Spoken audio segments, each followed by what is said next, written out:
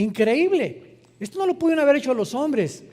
Y vemos que todo eso está encriptado. ¿Cómo es posible que exactamente estas palabras estén relacionadas con los 9 meses que tiene una mujer de embarazo?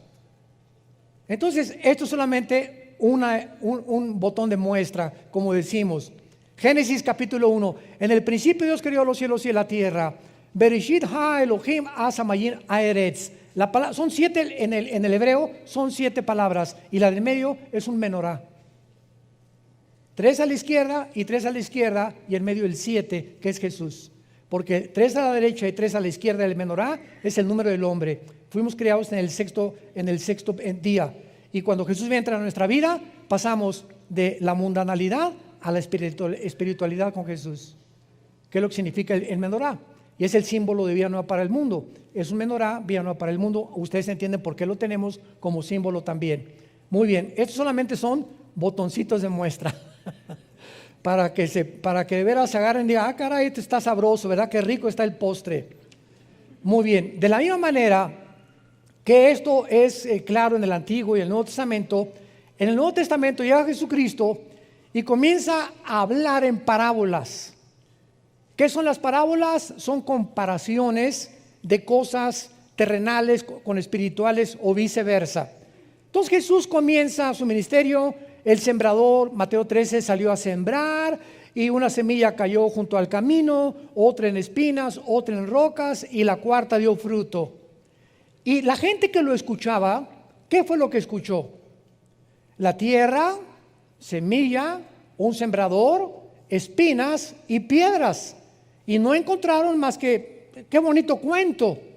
Y entonces agarró a los discípulos, después de que la gente no entendía, los llamó aparte y les dijo, a ustedes, los que me siguen, les es dado de conocer los misterios de Dios. Y entonces, aparte a ello, les explica, el sembrador es el que siembra la palabra de Dios, la semilla es la Biblia. El terreno es el corazón del hombre, los de junto al camino son los que cuando viene el diablo y no le entienden, se vea la palabra, los de espinos, etcétera, etcétera. Y él, detrás de un supuesto cuento o una historia, escondió los misterios del reino de Dios, para que hasta los granjeros, hasta los rancheros, cualquier indígena, no importa que no haya de la primaria, puedan entender los misterios escondidos en la Biblia si tienen a Cristo como su Señor. Y así llegamos a Apocalipsis también, que son puros símbolos, que las 7 estrellas, los 7 espíritus, las 7 cabezas, las 10 cuernos, etcétera, etcétera. Y todos estos símbolos están escondidos, pero representan verdades en el Antiguo Testamento. Entonces yo quiero estudiar Apocalipsis, necesito estudiar Daniel, Ezequiel y Zacarías principalmente, que me interpretan los cuernos y las cabezas y las bestias del Apocalipsis, porque la Biblia no es de interpretación privada. Entonces, abriendo la Biblia, encontramos en el capítulo 2 y en el capítulo 3 del Génesis lenguajes encriptados. Génesis 3: la serpiente era astuta más que todos los animales del campo que Jehová Dios había hecho, la cual dijo a la mujer, con que Dios os ha dicho, no comáis de todo árbol del huerto. Inmediatamente, lo primero que discernimos es que no podía ser una serpiente, sino que el mismo Nuevo Testamento, 2 Corintios 11, 2 al 3, les dice Pablo, temo que como la serpiente con su astucia engañó a Eva, vuestros sentidos sean extraviados de la sincera fidelidad de Cristo. Apocalipsis 12, 8 y 9, el dragón, la serpiente antigua que se llama Satanás. Entonces vemos que lo que aparece como un animal en el capítulo 3 del Génesis, sabemos que no era un animal. Una serpiente no camina, una serpiente no habla y más que nada, una serpiente no razona. Y cuando vemos que una serpiente le está hablando a Eva, sabemos que la diferencia entre los animales y los seres humanos es que nosotros fuimos creados, a diferencia de los animales, con conciencia de que hay un Dios y de que podemos tener comunión con Dios. Los animales no pueden tener conciencia de Dios, no tienen conciencia de Dios, ni tampoco Dios se comunica a ellos. Son guiados por instintos. Entonces vemos que aquí un animal es usado por el Espíritu Santo para ilustrar a la serpiente.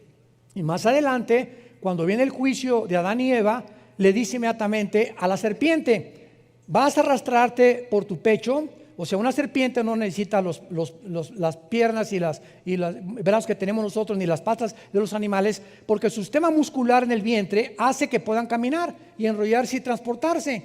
Y dice: y comerás el polvo todos los días de tu vida. A la serpiente, sabemos que las serpientes, si comen polvo, se mueren. Entonces, ¿le está hablando a la serpiente o a quién le está hablando Dios? Le está hablando a Satanás, profetizándole que, como dicen Isaías 14, al final Satanás va a ser humillado peor que los mismos animales cuando venga el juicio de Dios. Entonces, todas estas cosas las descubrimos cuando estudiamos la Biblia, cuando profundizamos la palabra de Dios.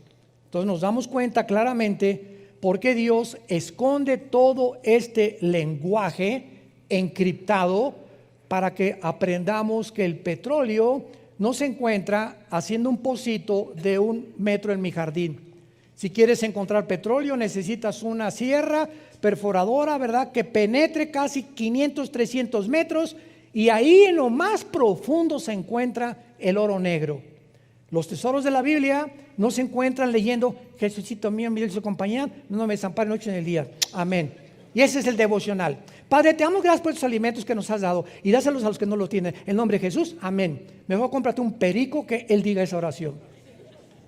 Nos comenzamos a volver autómatas y comenzamos a actuar automáticamente sin ya estar nuestra alma y nuestro corazón ni en los mismos alimentos. Ya lo decimos como algo memorizado. Ya no: Padre, te doy gracias en este momento por estos chilaquilitos, y en este momento, Padre, te pido por mi hija que se acaba de ir, te pido por esto, Padre, gracias porque esta mañana nos trajiste con bien. Pero comenzamos a recitar y a volvernos robots religiosos. Y así pasa con la lectura de la palabra de Dios también. Muy bien. Entonces encontramos también, ¿verdad?, que en el huerto del Edén pues había 2 árboles: el árbol de la vida y el árbol del conocimiento del bien y del mal. Y la Biblia nos dice en todo lo demás: ¿quién es la vida? Jesús. Yo soy el camino, la verdad y la vida. Entonces yo no voy a tomar un fruto y lo voy a comer y tengo la vida eterna. Dios lo encriptó y no sabemos que es Jesús la fuente de la vida. Pero no vamos a profundizar más, porque estoy seguro que se van a empachar. Entonces, antes de poder profundizar, vamos a comenzar desde el principio. Vayamos, por ejemplo, al Salmo 82, versículo 1. La historia del huerto del Edén es una de las historias más famosas. Sin embargo, repito, encierra misterios de la Biblia. ¿Qué fue lo que realmente sucedió en el huerto del Edén? ¿Era la serpiente realmente un reptil que caminaba y hablaba y razonaba? ¿Y los árboles eran simbólicos o eran literales? ¿El fruto que comió Adán y Eva era literal o era simbólico? Y además nos revela la Biblia dónde se encontraba geográficamente el huerto del Edén, porque lo único que sabemos es que salía del Edén 4 ríos, de los cuales uno es desconocido, que tal vez fue erosionado o borrado después del diluvio, que posiblemente haya sido el río Nilo, que es posible. Pero sabemos que salían estos ríos, y que estos ríos actualmente descienden por Irak, que es el río Tigris y el Éufrates. El Tigris nace en Turquía y recorre casi todo el Medio Oriente y desemboca en el Golfo Pérsico.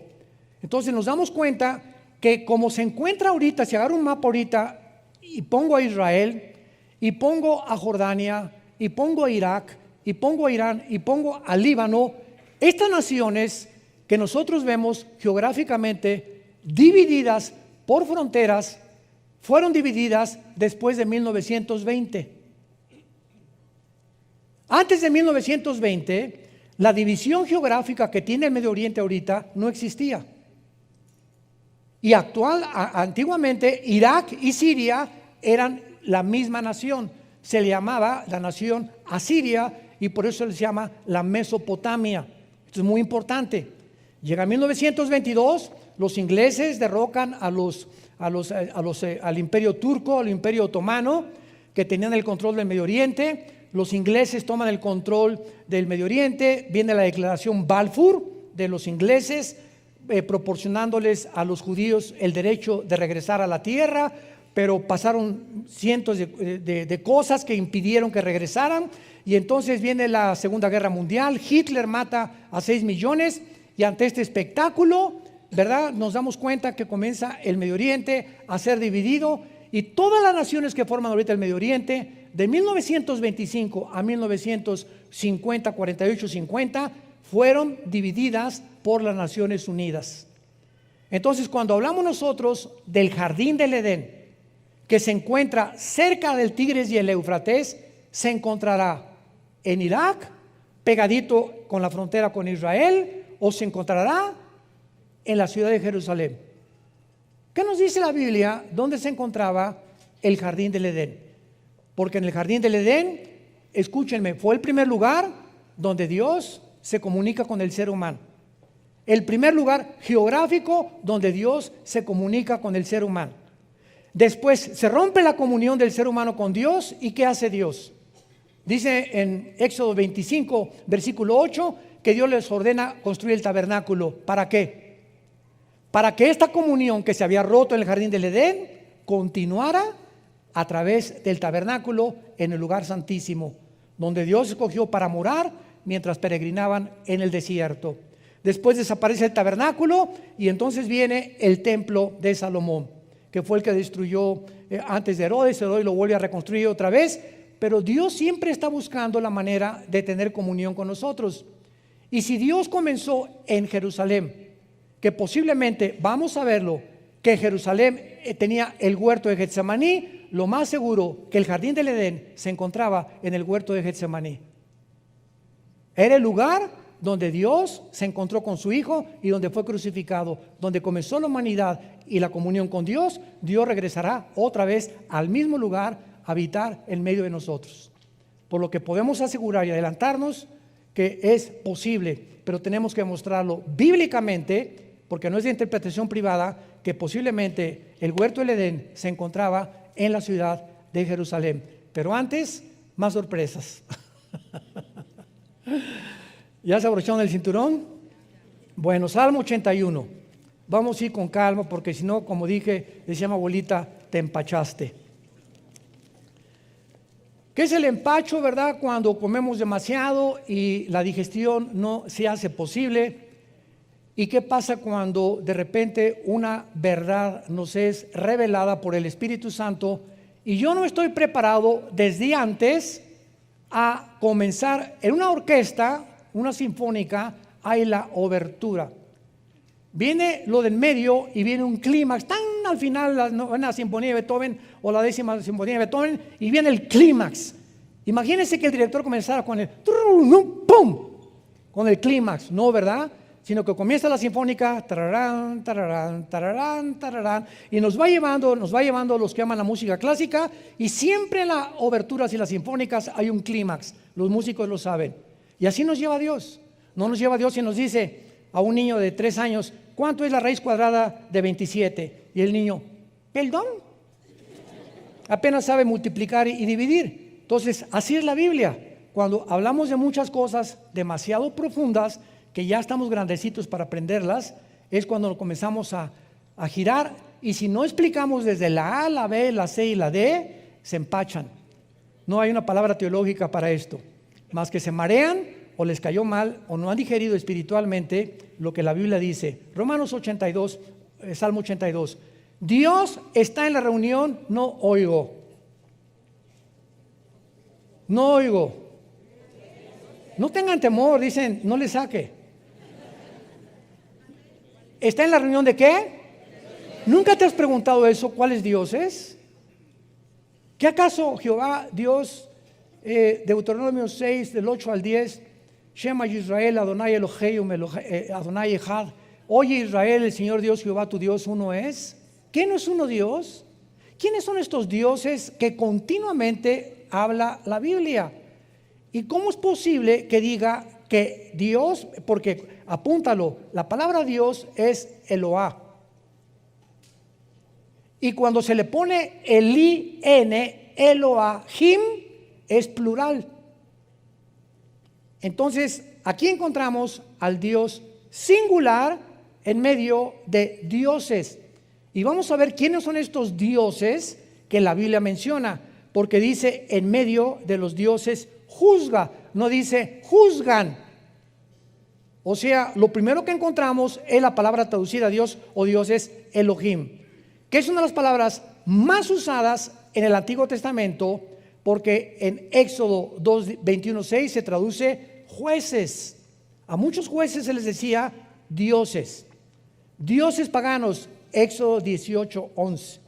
A los ángeles muchas veces, Salmo 8 versículo 5 se tradujo Elohim, se les llama dioses. Y a hombres en Éxodo 7:1 le dijo Dios a Moisés: Aarón me será Dios ante Faraón. Muy bien, ahora vamos a entender esto. Cuando nosotros hablamos y decimos creo en Dios, no estamos diciendo nada, porque el diablo también cree. El diablo no es ateo. Una vez una señora me dijo, yo creo en Dios, y le pregunté inmediatamente, ¿en cuál? ¿Cómo que en cuál? Los hindúes tienen 6 millones de dioses. Los griegos tenían su mitología griega, al dios Neptuno, al dios Zeus, etcétera, etcétera. Cuando me dice, creo en Dios, ¿qué me está diciendo la señora? Usemos la lógica elemental. Estoy creyendo, yo creo que hay algo superior. Nada, es lo único que me está diciendo. Algo superior. Ok, hay muchas cosas superiores que se les llaman dioses. En la Biblia, a los ángeles, a muchos demonios se les llaman dioses. A todas las criaturas divinas, debajo de Dios, se les llama dioses. Y hay personas que se les llamaron Elohim también en el Antiguo Testamento. Ahora bien, este término Elohim se aplica también a los ángeles caídos, como a los ángeles obedientes. Y cuando Satanás tienta a Eva, ¿se acuerdan qué le dijo? Serán, pero está en plural, no dice serán como Dios. Ahí apúntalo, es Elohim. Serán como los dioses. O sea, Satanás dice, hay un mundo, una dimensión invisible en el universo de criaturas que Dios ha creado debajo de él, pero que están bajo el gobierno de Dios. Y todas esas criaturas se llaman dioses porque gobiernan o tienen autoridad espiritual. Entonces, lo que le estaba diciendo la serpiente o Satanás a Eva es: tú puedes tener un conocimiento de el que tenemos nosotros allá arriba en el cielo. Y cuando Adán y Eva supuestamente se comen el fruto prohibido, más adelante dice Dios en el capítulo 3, tratemos de impedir que regresen al huerto del Edén, porque si comen del huerto del Edén en estado caído, van a vivir eternamente. Entonces, cuando Dios los saca del huerto del Edén, hace en su misericordia, porque no podían vivir en pecado eternamente. Entonces fue una misericordia de Dios lo que hizo, pero Dios hace una cosa tremenda en Génesis 3, serán como nosotros, sabiendo el bien y el mal. Si ellos comen otra vez, serán como nosotros, sabiendo el bien y el mal. Fue una parte de la verdad que Satanás le dijo a Eva, mezclada con la mentira. Muy bien. Veamos en Deuteronomio capítulo 32, que cuando sacrificaron los mismos judíos que Dios les había prohibido,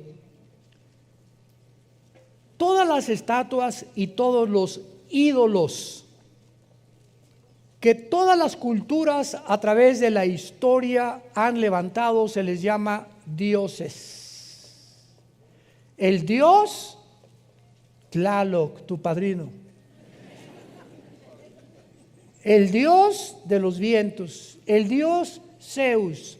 Al diablo se le conoce como un dios también. Entonces, cuando decimos Dios, ¿qué queramos decir? Un ser superior nada más. Entonces, cuando yo digo creo en Dios, no digo nada. Creo en Dios, el Padre de Jesucristo, mi Señor y Salvador. Ya estamos aterrizando. Es el único Dios vivo y verdadero. Los demás no tienen el poder que tiene el único Dios. Y su nombre no es Dios, es Yahweh, que es yo soy el que soy.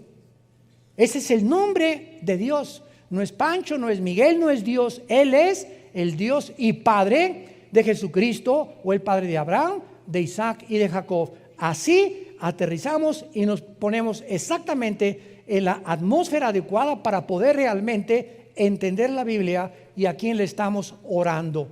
Porque hay mucha gente que ora, dice a Dios, y le están orando al mismo diablo y a los mismos demonios. Lo vamos a comprobar.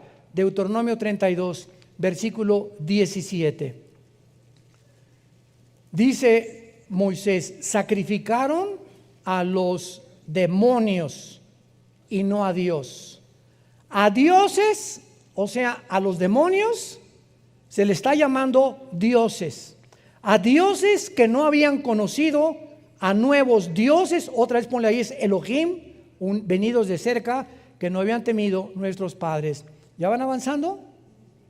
Ya van descubriendo que esa palabra Elohim no habla más que en plural de dioses, y Dios singular Eloah. Cuando es el in aumenta el plural en el hebreo. Entonces nos damos cuenta que cuando muchas personas se hincan delante de una estatua, de una virgen o de un santo, o si, hoy está nuestra hija Natalia, que acaba de casarse, se fueron a Bali en luna de miel. Me dice: papá, es el lugar más barato de México, de más que la Riviera Maya. En Bali, $100 diario con todo incluido en los hoteles, no te imaginas, pero está a casa allá donde nace el aire. Yo le digo: a mí no que me inviten, me aviento 18 horas en el avión, y ¿para qué fui, verdad?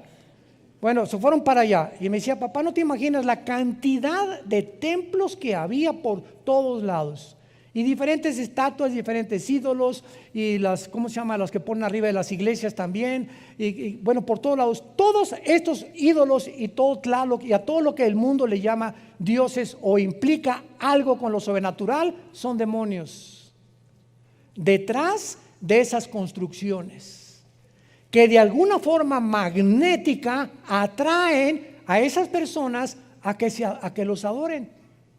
Entonces, al estarte inclinando detrás de una estatua, sin que tú lo sepas por tu ignorancia, estás adorando dioses espirituales, paganos, que la Biblia le llama demonios. Cuando la mujer samaritana se enfrentó con Cristo, ¿se acuerdan Juan 4? ¿Qué le dijo a la mujer samaritana? A ver, bueno, soy adúltera, parrandera y jugadora, y tengo 5 maridos. Bien has dicho, y con el que vivía en Amaciato, pero era religiosa. Y a las 12 del día fue a sacar el agua, porque las mujeres prostitutas no podían ir a la hora en que las mujeres decentes recogían el agua, a las 8 a 10 de la mañana. Por eso se le encontró a las 12 del día. Y Cristo sabía, y tenía una cita Cristo para encontrarse con esta mujer exactamente en esa hora, donde las peores mujeres iban a recoger el agua, porque Él venía por las pecadoras, no venía por las que se creían sanas. Y la mujer le dijo samaritana a Jesús: es que mis padres adoraron en ese monte, y ustedes los judíos dicen que en Jerusalén. Era samaritana ella, peleados con los judíos. Y Cristo, ¿qué le contesta? Mujer, la hora viene cuando ni acá, ni allá, ni allá, ni en ese templo, ni en esa iglesia, ni acá, ni musulmanes, ni hindúes, en ningún lado se encuentra la adoración, porque mi Padre es espíritu, y los que le adoran en espíritu y en verdad es necesario que le adoren. Pero Jesús, antes de esta explicación, le dice: créeme a mí. ¿Cómo podemos encontrar cuál es la verdadera religión? No hay ninguna verdadera religión. Créele a Jesús. No seguimos ninguna religión. Cuando me dicen en Estados Unidos, en las aplicaciones, ¿a qué religión pertenece?, le pongo ninguna. A ver, venga, ¿para qué me hable? Oiga, pero usted es pastor, ¿cómo que no es? No, yo no soy religioso.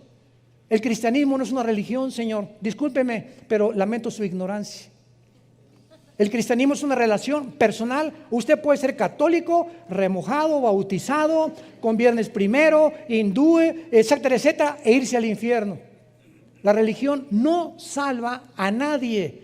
Jesús vino al mundo para invitarnos a que le abriéramos nuestro corazón y que nos quitara las vendas y guiarnos a la verdad. Y seguimos a un hombre llamado Jesucristo, que fue crucificado, enterrado y resucitado los 3 días. Él es nuestro Dios. Todos los demás son dioses falsos. Dice Santiago 2, los demonios también creen y tiemblan, pero nunca obedecen.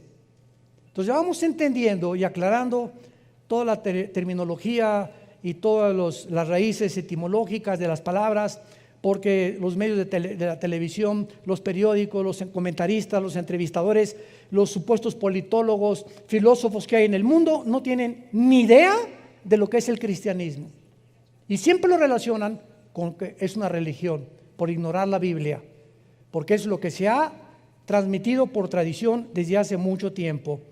Entonces, la frase nuevos dioses, Elohim, venidos de cerca, aquí en Deuteronomio 32, 17, se refiere a los ángeles caídos que vivían cerca de Dios y que ahora operan perversamente en el mundo. Ahora vayamos a Ezequiel capítulo 5, versículo 5. A mí me parte el corazón cuando alguien viene a la iglesia sin Biblia. Venir a la iglesia sin Biblia es como haber ido ayer al Estadio Azteca y ver a América Chivas sin pelota. ¿Verdad? Si vas a un partido de fútbol y no tienes pelota, pues ¿para qué juegas? Venir a la iglesia sin Biblia es lamentable. Ezequiel 5, versículo 5,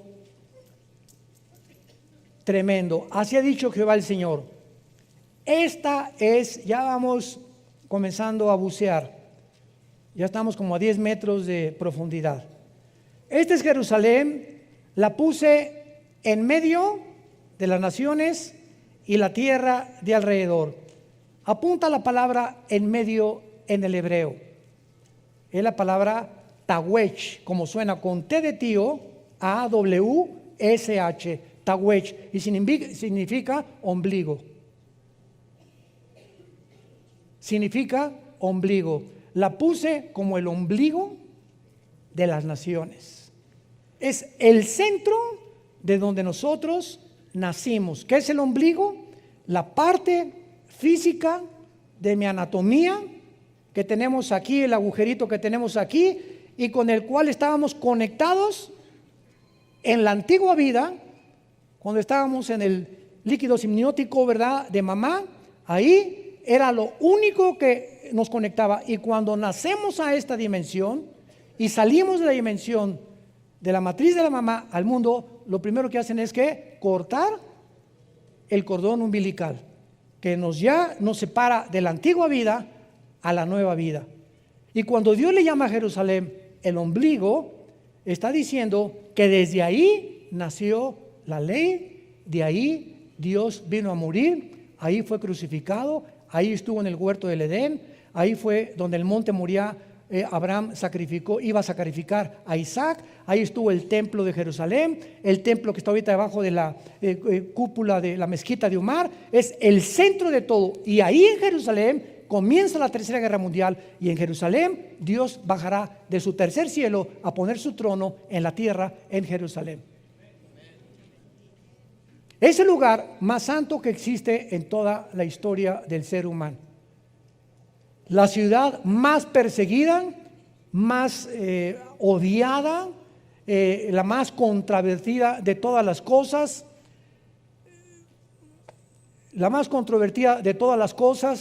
y la ciudad que está ahorita a punto de convertirse en la manzana de la discordia del mundo entero. Ahora vamos a comenzar a comprobar todas estas cosas.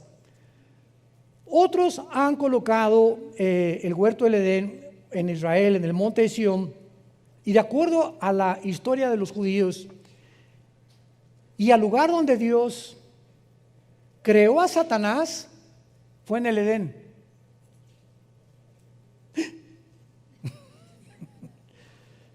Ezequiel 28, denles una vuelta ahí nada más a las páginas, vayamos al capítulo 28 de Ezequiel. Y antes de que nosotros fuéramos creados, o nuestros primeros padres, Adán y Eva, en el huerto del Edén. Ese lugar geográfico fue el lugar de la creación de la criatura espiritual más sabia, poderosa, magnífica, bella, inteligente, que se llamaba Lucifer. Ahí en el huerto del Edén, donde ya lo estaba esperando Lucifer, Adán y Eva, ese lugar se puso celosísimo. Lo vamos a ir entendiendo por qué el ataque, por qué no atacó a Adán antes de que fuera creada la mujer, cuando estaba solito Adán. ¿Por qué cuando ya Dios saca a la mujer del hombre, es cuando Satanás se pone celoso y ataca a la mujer? Lo vamos a ver después. Bueno, aquí en Ezequiel 28, versículo 12 en adelante, vemos lo que iniciamos al principio. Hijo de hombre, Ezequiel 28, 12. ¿Levanta hechas sobre quién? Vemos cómo en la Biblia Dios pone al frente reyes o personajes para mostrarnos que detrás de los reyes y de muchos gobernantes se encuentran poderes de las tinieblas manejándolos. Entonces podemos ver a un Hitler, o podemos ver un Saddam Hussein, un José Stalin, ¿verdad? El que tú me quieras mencionar, y vemos al ser humano y los psicólogos, los psiquiatras, Stalin, Hitler, personas sociópatas, esquizofrénicas, paranoicas, todos los adjetivos de la psiquiatría, etcétera, en él. Pero detrás de todos esos adjetivos que descomponen una personalidad o la convierten en un loco, se encuentran poderes de las tinieblas, de acuerdo a la Biblia, operando en ellos. ¿Y por qué esas personas se descompusieron mentalmente y comenzaron a manifestar una insanidad mental, a decir cosas y actuar de manera no coherente, ni lógica, ni racional? Eso no lo entiende la psicología ni la psiquiatría.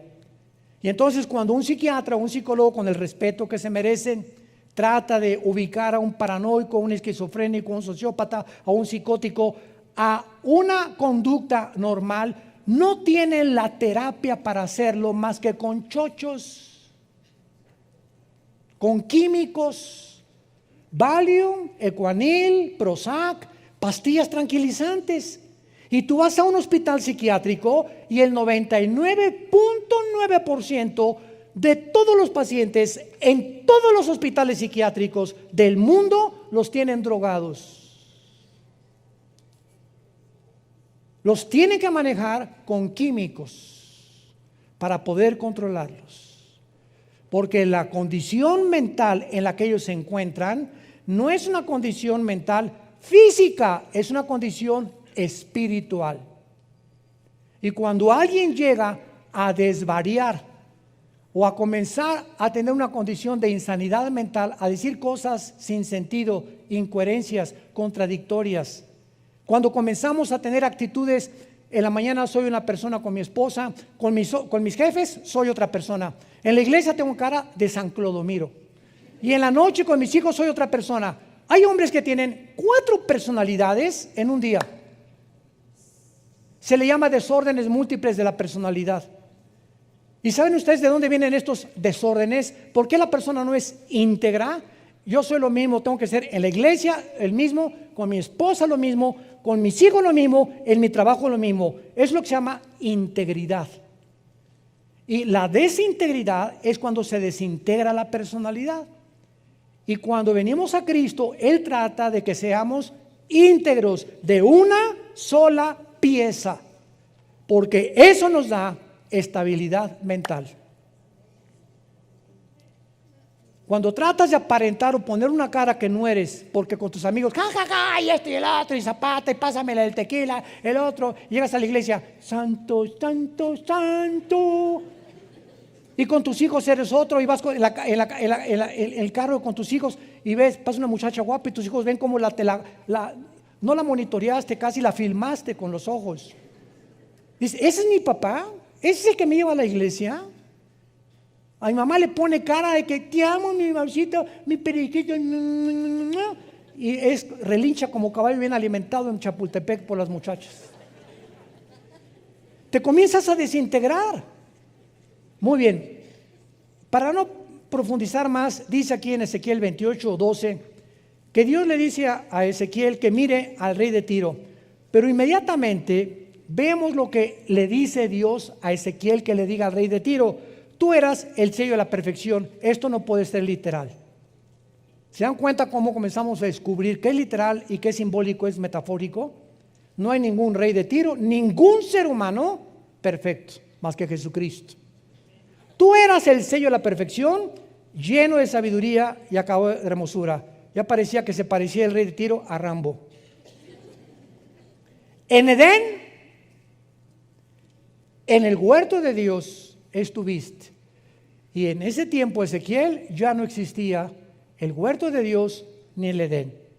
Conclusión, vamos bien. No está hablándole a un humano.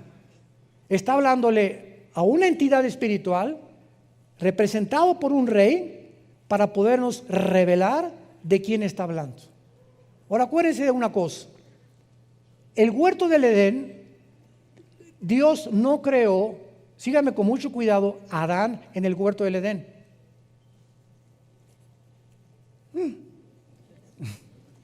Si leen ustedes capítulo 2 del Génesis, van a ver ustedes que Adán fue creado en el Edén. El Edén es la zona geográfica que cubría tal vez la mitad de la tierra. Y el huerto del Edén fue puesto dentro del Edén. El huerto, un jardín en medio de la zona geográfica que se llamaba Edén. Entonces, el huerto era un jardín especial donde el ser humano iban a ser probados. Y Dios crea en el Edén a Adán, y ahí lo dicen en Génesis capítulo 2, y lo coloca en el huerto. La única que fue formada en el huerto fueron ustedes, las mujeres, en el paraíso de Dios. Con razón. Con razón nos traen como nos traen, ¿verdad? Hoy en la mañana se lo dije a mi esposita y me dijo: ay, qué bonita cosa me has dicho, con razón, ¿verdad? Le digo: con razón te amo tanto. Las mujeres fueron creadas en un paraíso, nosotros en el barro y en la tierra y en el lodo. Y ya que estábamos en Edén, de ahí fueron ustedes sacadas dentro de nosotros con otro cromosoma que nosotros no tenemos, que son los dos cromosomas X, y a Dios nos dejó el cromosoma Y genéticamente para hacernos completamente distintos. Pero esto es muy interesante, porque cuando venimos a la Biblia y encontramos en Edén, pero no solamente dice, sino que dice en el huerto de Dios, significa que no solamente estaba Lucifer en el Edén, sino que ahí estaba corroborando lo que Génesis 3 dice, en el huerto de Dios. La palabra huerto también se puede traducir como es la palabra Gan, G-A-N en el hebreo, Gan, y es jardín, también se puede traducir el jardín o el huerto de Dios. Pero vayamos más adelante. En Edén, en el huerto de Dios estuviste, está hablando de Lucifer. Ha sido la criatura, el querubín más perfecto, más sabio, más inteligente que Dios creó en el universo. Y vean lo que dice Dios, que Lucifer estaba vestido con piedras preciosas, cornerina, topacio, jaspe, crisólito, berilo, ónice, zafiro, carbunclo, esmeralda y oro. Cuando vemos las vestiduras del sumo sacerdote en el Antiguo Testamento, y cuando él entraba al lugar santísimo en el mes de septiembre, ahorita nos encontramos en el mes de septiembre, octubre, en Tishri, ahorita es Rosh Hashanah para los judíos, que es la fiesta de las trompetas. Muchos creen que en esta época es cuando Cristo viene al arrebatamiento. Muchos creen, no estoy seguro, puede ser o no puede ser, pero no sabemos eso, no podemos ser dogmáticos. Pero cuando el sacerdote entraba al lugar santísimo en este mes de Tishri, entraba con una fila de piedras preciosas, y son las piedras preciosas que usaba Satanás. Son exactamente las piedras que encontramos aquí también. ¿Qué nos habla esto? Que Satanás, antes de caer, no era su nombre. Satanás significa adversario, si lo quieres apuntar, en el hebreo Satán. La palabra diablo tampoco es su nombre. La palabra diabolos en el griego significa el que acusa o el que calumnia. Pero su nombre es Lucifer. Ese es el nombre de Satanás y del diablo, Lucifer. Los demás son títulos. Entonces, Lucifer, de acuerdo a la Biblia, era o ejercía una especie de sacerdocio en el cielo. Vamos a seguir leyendo. Todas estas cosas, dice la Biblia, esmeralda, los primores de tus tamboriles y flautas, estuvieron preparados para ti en el día de tu creación. Aquí la palabra creación es vara, de las tres palabras que hay, que significa de la nada. O sea, Lucifer apareció, jamás había existido, porque no es eterno más que Dios. Versículo 14, querubín grande y protector. Lucifer es un querubín caído, no es un ángel caído, es un querubín caído. Tratemos de explicar. El rango más alto de los ángeles son los querubines. Podríamos llamarles un ejército, los generales de división. Los coroneles o los tenientes coroneles son los serafines. Y debajo de los serafines están los ángeles. Entonces los ángeles significa malak, con K en el hebreo, mensajeros, nada más. Nunca Dios ha mandado querubines más que en el huerto del Edén y en el tabernáculo, en el arca del propiciatorio, porque a los que Dios manda a la tierra son ángeles. Y uno de ellos, el más importante, es Gabriel. Entonces, los querubines es el rango más alto de las criaturas de Dios. No todos son ángeles. Los ángeles son los mensajeros. Los serafines están alrededor del trono de Dios. Esos jamás han bajado a la tierra. Y los querubines, más que Satanás, ha bajado al mundo algunas veces, como lo vamos a ver. Y se le llama protector. Pregunta, ¿a quién protegía querubín? ¿Se fijan? Cuando estudiamos la Biblia, comenzamos a preguntarnos, y no nada más así, tú querubín protector, te puse en el santo monte de Dios, estuviste, amén. ¿Por qué se le llama protector? ¿Había alguien a quien tenía que proteger? Lucifer, ¿te has preguntado eso? Vean ustedes cómo podemos descubrir los tesoros de la Biblia. Aun cuando Lucifer no había caído, existía en los ángeles la posibilidad de rebelarse contra Dios. La misma capacidad que tenía Adán y Eva, que fueron creados sin pecado, pero con la posibilidad de rebelarse contra Dios. O sea, los ángeles podían pecar. Adán y Eva podían pecar. Cristo, cuando fue tentado por el diablo, pregunta, ¿podía pecar? No podía pecar porque es Dios. Y él no fue tentado en su divinidad. Cristo no podía pecar. Entonces, cuando Dios lo enfrenta con Satanás a Cristo, no era para probar si él podía pecar, porque Dios sabía que no podía pecar, él era Dios, era su hijo, sino para demostrar que no podía pecar. Es como cuando un ingeniero hace un puente y lo inauguran y prueban el puente, no para ver si se va a caer, para demostrarle al mundo que el puente fue construido para que no se caiga. Entonces, Cristo no podía caer en tentación porque Él era Dios. Esto es muy importante en la teología, a los que estudian teología. Entonces, Satanás sí podía caer, y Adán y Eva sí podían caer, y cayeron. Entonces, Lucifer estaba cuidando que cuando hubiera una rebelión en el cielo, él protegiera a Dios. Y al que Dios crea para que lo protejan y cuiden el reino de Dios en el cielo, es el primero que se rebela y inicia la rebelión en contra de su creador. Ahora entendemos por qué dice la Biblia en 2 de Pedro que a los ángeles no los perdonó Dios. Yo recuerdo, antes de ser cristiano, le platiqué a mi esposa también hace como una semana, que una de las cosas que más me impedían a mí ser cristianos es que a mí siempre me ha gustado pensar mucho y leer mucho desde niño. Y yo les preguntaba a los cristianos, a mi hermano y otros que me llegaron a Cristo después, ¿Dios es bueno? Sí. ¿Por qué no perdona a Satanás? ¿No es misericordioso Dios? ¿Por qué no lo perdona? Y no me contestaban. Y este hombre se llamaba Giovanni Papini. Es un libro que él escribió, Giovanni Papini, tratando de criticar y de juzgar así. ¿Y por qué, si Dios sabía que Lucifer se iba a rebelar, para qué lo creó? Y son preguntas que requieren respuestas y que las tenemos en la Biblia. Entonces, cuando Dios crea a los ángeles, no crea a una entidad espiritual o entidades robots. Tenían que tener la capacidad de elegir libremente. Y como ellos fueron creados cerca de Dios y vieron a Dios, a los que mucho se les da, mucho se les pide. Por haber vivido tan cerca de Dios, no los perdonó Dios. Los seres humanos, los cristianos, nunca, dice 1 de Pedro, hemos visto a Dios. Confiamos y creemos en aquel a quien hemos visto. Vivimos por fe. ¿Qué es la fe? La certeza de lo que se espera, la convicción de lo que no se ve. Si lo veo, ya no es fe.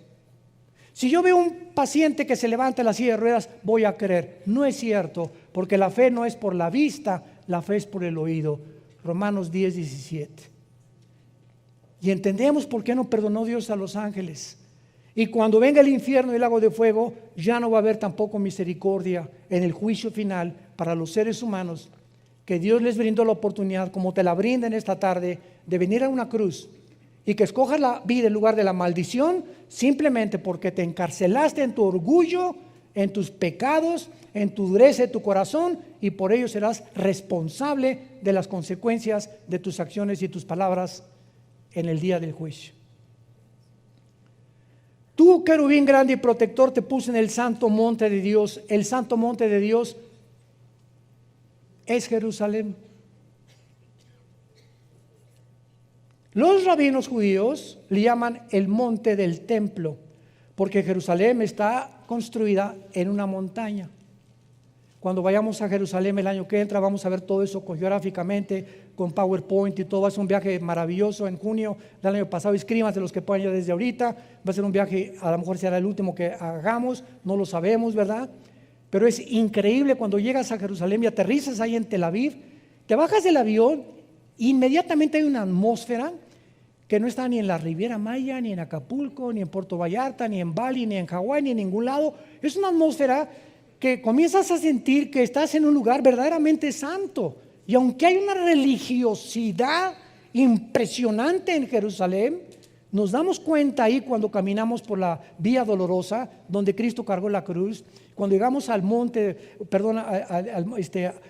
donde fue enterrado Jesús, y al huerto de Getsemaní y todas esas cosas, sientes inmediatamente, de veras lloras. Hay una sensación en el aire que te hace llorar porque estamos conectados con Dios. Y toda la demás gente que llega y todas las demás religiones como si nada, como fueran a Cancún, a Acapulco o a Taxco o a San Miguel Allende. Pero cuando eres hijo de Dios y estamos conectados con la dimensión espiritual de Dios, todo nos afecta porque sentimos inmediatamente que Dios nos está hablando en cada lugar donde vayamos a ir. Lo más importante de esto, para terminar, dice aquí en Ezequiel 28, y lo vamos a dejar de tarea para la próxima clase. Dice en el versículo 17, el pecado de Lucifer: se enalteció tu corazón a causa de tu hermosura, corrompiste tu sabiduría a causa de tu esplendor, te arrojaré por tierra, delante de los reyes te pondré para que miren en ti. Por favor, pongan atención, versículo 18, con la multitud de tus maldades y con la iniquidad de tus contrataciones. La palabra reculá en el hebreo, que se tradujo contrataciones, es comercio o tráfico. Aguántense. Traficaste, profanaste, y esta palabra chalal, C-H-A-L-A-L, chalal, significa violar. Y se usa en el Antiguo Testamento sexualmente. Traficaste y violaste. ¿Qué violó Satanás ahí arriba, Lucifer? ¿Con quién traficó? ¿Es posible que haya un tipo de reproducción de los ángeles? ¿Por qué dice en Génesis capítulo 3:15, tu semilla? Le está hablando a Satanás, tu esperma, la palabra ser en el hebreo es esperma. Tu semilla estará en enemistado contra la semilla de la mujer. Y nace Caín, y Caín no aparece en la genealogía de Lucas ni de Mateo como hijo de Adán. Desaparece el mapa Caín. ¿Habrá sido realmente, como dice 1 Juan 3, era hijo del maligno, Caín? De alguna manera traía la semilla de él. Y nuestra naturaleza que heredamos pecaminosa, ¿de dónde vino? Porque se transmite genéticamente por la sangre del pecado. Cuando nace un niño, no le dice Dios, ahora póngale pecado. No, los padres transmiten a sus hijos. Los 23 cromosomas míos y los de mi esposa forman el cigote, 46 cromosomas, y ahí está el ser humano completito y bien pecadorcito. Como dice David en el Salmo 51, en pecado me engendró mi mamá. Entonces, cuando comenzamos a profundizar todo esto, nos damos cuenta que en Génesis 6 los ángeles se metieron con las mujeres y produjeron gigantes. ¿Qué pasó en Génesis 6? ¿Alguna problema o algún experimento genético que hicieron con las mujeres? Y Judas, antes de Apocalipsis, la epístola de Judas dice que los ángeles, igual que los sodomitas, se fueron en pecados fornicando, igual que los sodomitas. Fornicando los ángeles. Oiga, hermano, pero acuérdense de Mateo 22. ¿Qué dice Mateo 22? Cuando se casen, cuando resuciten, no se casarán ni serán en casamiento, serán como los ángeles están en el cielo. Los ángeles en el cielo no tienen acceso. Cuando bajan a la tierra, tienen forma